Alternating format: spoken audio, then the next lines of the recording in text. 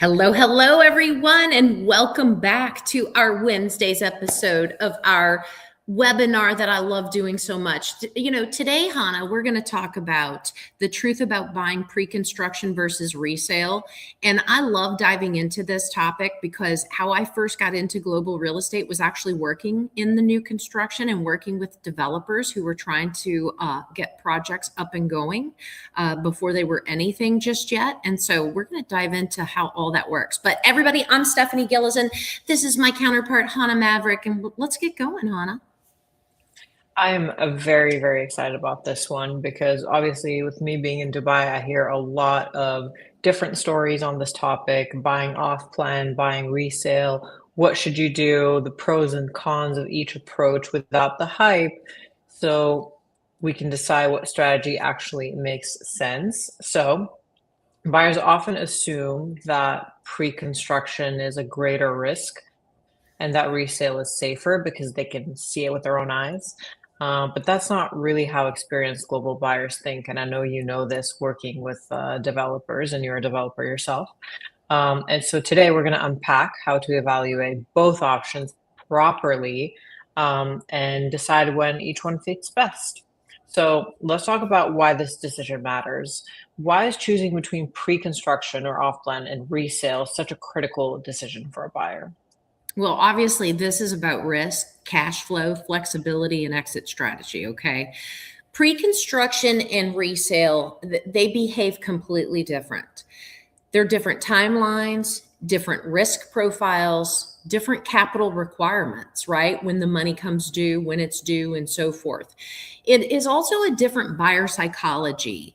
And if you choose the wrong strategy for your goals, then you are going to be stressed out. I'm going to dive into this because it's so important. You have to be able to know and research who these developers are, because look, buying brand new is something that it's phenomenal to be able to pick and choose the location, the colors, the all the things that matter to people. And some people don't want to move into something that's been used before, right? And you brought up Dubai. We're working in Dubai with a lot of brand new construction, and a lot of these communities, they will have 67% of it sold out before they ever move the first piece of sand to get the infrastructure put in. So, again, it goes back to the developer's reputation and how you can trust that development. But it's the waiting game too. You have to not be in a hurry. And so that's where it boils back down to the psychology of the buyer and what is it that, is crucial for you. Exactly. So let's move through pre-construction first. What are the real advantages when pre-construction is done right? When it is done right, you've got a lower entry price compared to completed units. So much so. Now don't just take this and run with it, okay? Because it doesn't happen every time. But sometimes the entry price is so low that by the time the project is complete, it has appreciated 2 and 3 times what your price is, okay? Because of demand, supply and demand, okay? So that's a possibility. Sometimes people sell right before they even get to this point of finishing, okay? So that capital appreciation is what I'm talking about as the project is going through its different phases, all right? Now, you also have the flexibility of the payment. Now, again, a smart developer is not going to say, okay, this unit is 1.5 million US dollars, and just show me that you have $250,000 of that today. The smart developer is going to say, show me how you have $1.5 million, right? But they're going to only ask you for a down payment, a deposit up front, typically 20-ish%, sometimes 10%, it depends. So it can have that flexible payment plan instead of that one big large upfront payment, because when you find that resale, you got to pay for it all right then and there. Okay. Obviously, brand new means less maintenance, right? And then brand new means you have more of a selection of the same type of unit. Yes. Okay. So in growth markets, pre-construction allows for buyers to lock in today's pricing, but for the future's value, if that makes sense. That makes absolute sense. I love the unit selection, for example. It makes you kind of feel like you're window shopping for your own apartment and you have so much to choose from. And Mhm. it's appealing, especially in rising markets, like I said. But there's also risks, right, in pre-construction. Let's talk honestly. Where does pre-construction go wrong? Time and uncertainty. And Mm, and when I say time, I know of projects where they asked me to get involved in them in 2018. And right now, they are still uninhabitable, meaning they're not complete enough for someone to move into them. You all, we're in mm, 2026. That's a mm. long time. And the reason why they're not complete, it's not because labor and material. It's because the developer has literally been waiting for sales to fund the project. And so Yeah. that's where when a developer says, I need to show me the money, right? Buyer, show me the money. I say to the developer, well, show me your money too, because we need to make sure that our clients are investing in a community that's actually going to get delivered. So time and uncertainty is number one. Project delays can be delays for years, and you don't want to have something delayed. Look, I've had a scenario where the new construction deposit gets put in place, and God forbid, we don't want to see this happen, but something changed in their life and they Mm, couldn't purchase when time came. Something drastically changed, and it was an illness. So you don't want to have those project delays. You could also see changes in market conditions during that time. You can see permit changes or regulatory changes. You can see residency changes. The way that you can go about purchasing in those countries can change, right? And so that's why wealthy buyers, they don't buy projects, they buy developers with track records. They buy developers with track records in markets with strong fundamentals. And this is where, when we're working on pre-construction and when you come to us at Airdomo, we are already working with developers who they have done the work ahead of time. We have made sure that they've gone to government and said, okay, we're doing this project.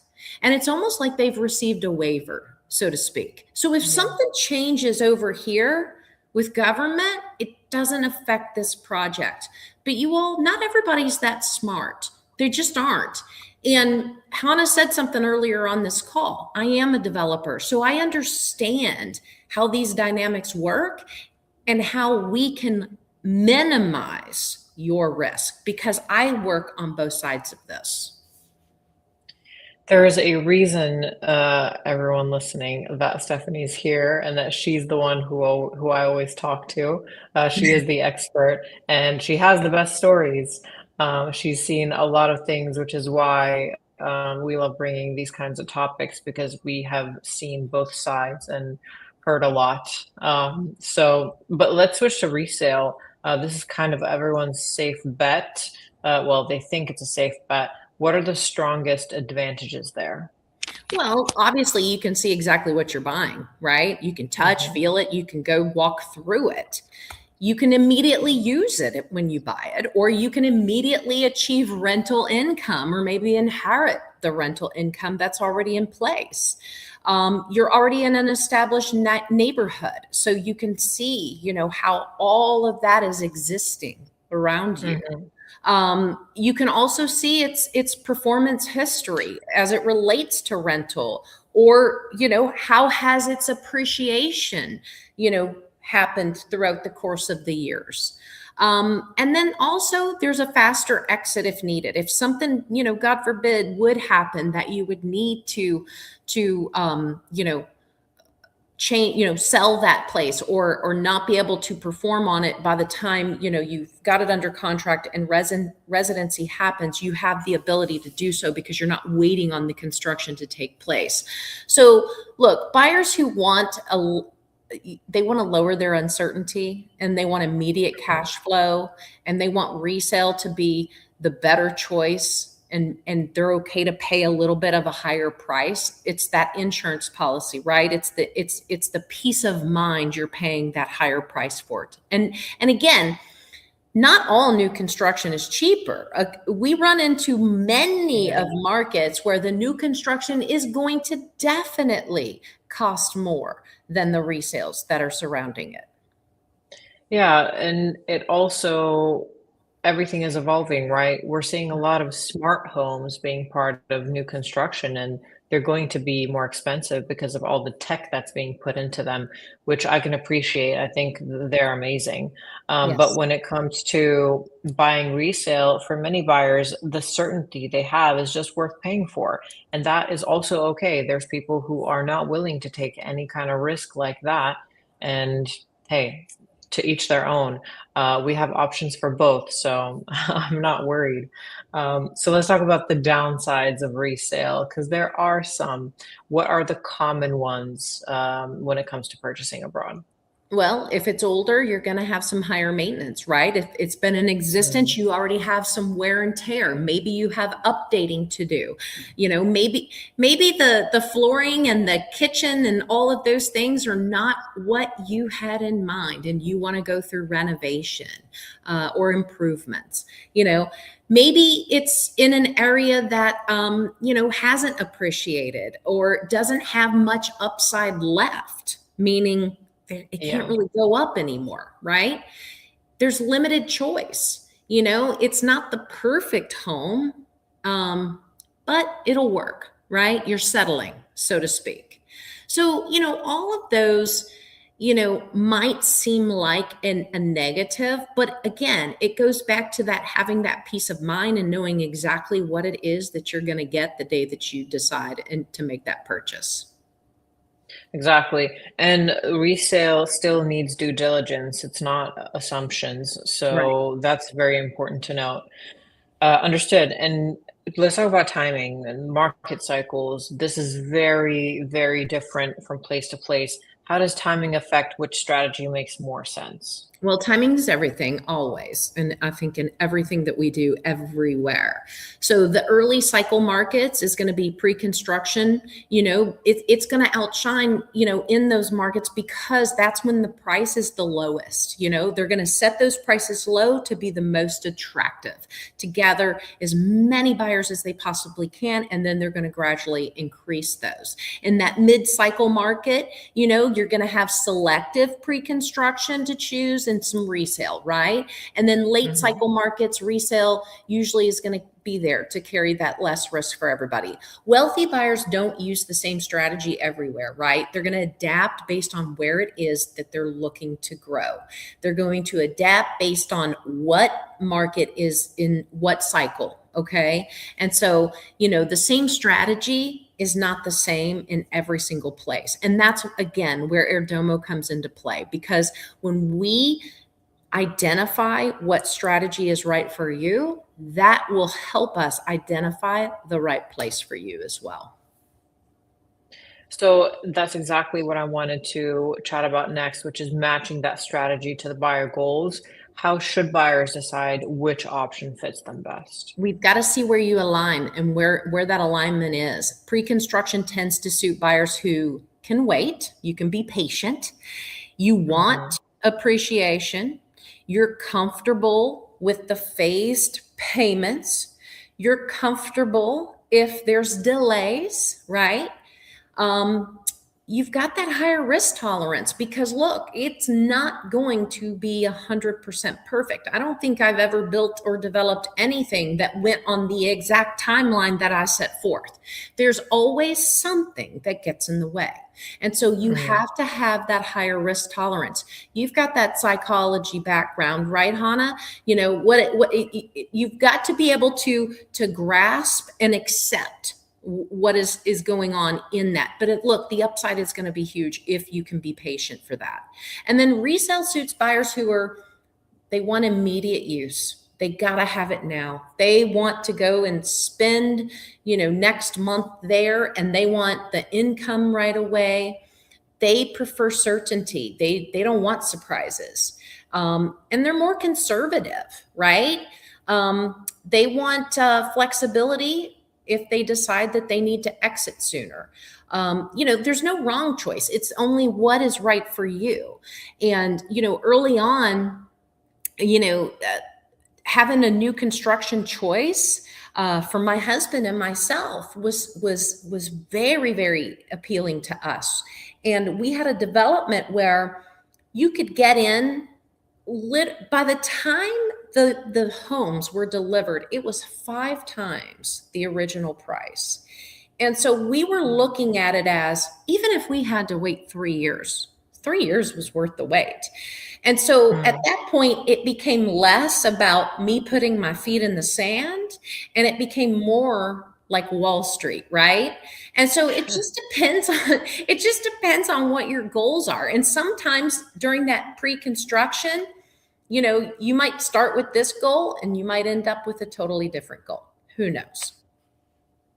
Who knows? Exactly. So when we want our buyers to make the decision that feels grounded and not pressured, and we want it thought through, how does Erdomo help those buyers choose between these two strategies? Well, we're not going to default to the one approach, right? We're going to look at your goals. We're going to look at your timing and market's timing. We're definitely going to vet these developers. I mean, we have to. And that process is a must, and we're good at it. If I wasn't in real estate, I'd be in private investigating, because that's what I do a lot of. I have been involved in too many uncoverings of scams in and around this globe on exactly people who are putting out that they're going to develop something and they have no ability to do anything, or they have a dream, right, of being a builder developer, and they have never ever they don't even know what the first step is, right? They just have this vision. Look, it takes more than vision. Okay. And those are the people we're going to stay away from. We're going to make sure that you make smart investments. We don't want you investing in someone's dream. We want you investing in an asset that you're actually going to receive. Okay. And so, the legal framework plays a role into that. What does it take to become a property owner? Because again, I had a great friend of mine who forgot to reach out to me and put a deposit down on a condo, and then reached out to me and said, "What do I do?" And I said, "You can't even buy there. You've got a whole process to go through." You all, that was a non-refundable $200,000 deposit. And he doesn't even know if he'll be approved to be a property owner. Do not do that. You can't just go and buy. I know we live in the United States and we allow everybody to come here and buy property, but it doesn't work that way anywhere else. Okay? It doesn't. It does not. So again, it's a different process, and it's not an easy process, but we at Airdomo make it easy, which is why this entire platform began, because the reach outs through social media, the phone calls, the emails of everyone wanting me to come in and fix it when it was too late, I thought, no, we got to fix it before they do this crazy crap, right? Exactly. Honestly, Stephanie, this was such an important conversation because understanding how and what to buy is just as important as where to buy, which is what we talk about a lot as well. And for everyone watching, if you're deciding between pre-construction and resale or wondering which approach fits your goals and your risk tolerance, we are here to help. You can explore all the vetted global opportunities on airdoma.com because everything that is on the website has been vetted. Or you can reach out for side by side guidance. Again, Stephanie, thank you so much. And for everyone watching, we'll see you next week. Bye, y'all.